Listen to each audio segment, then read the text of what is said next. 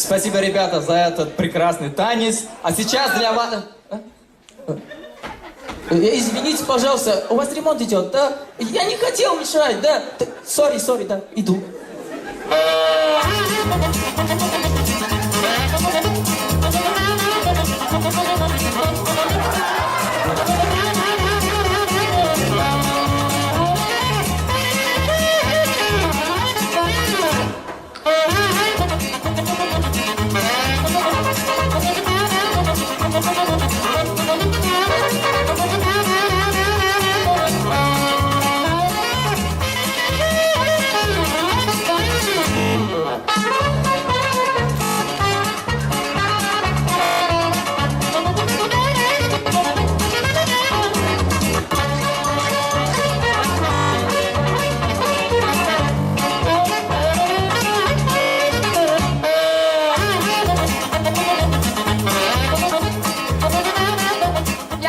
Больше не разговариваю. А что случилось? Что опять не так?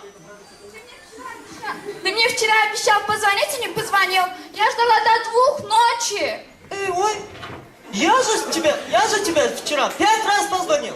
Но ты почему меня обманула, а? Ты же сказала, что ты трубку сама возьмешь. Да. А почему отвечал твой папа со страшным голосом? Ага.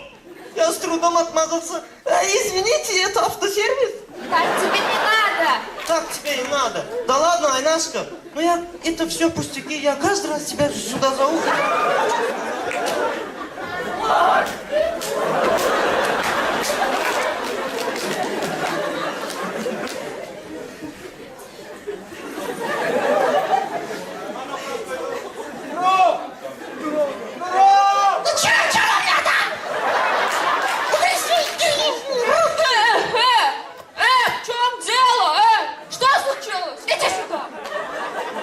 Эти парни мне совсем долбали.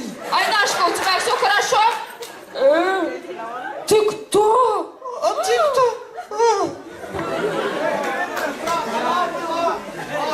Он был девушкой. Крутой украл пьяно. Девушка! Девушка! Чё вам надо? А ну-ка пошел вон!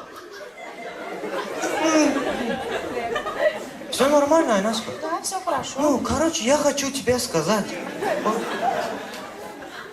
Вообще-то, только что Да. ты, я? Ты. Надо же, любовь. Даже сны одинаковые. Ну, короче...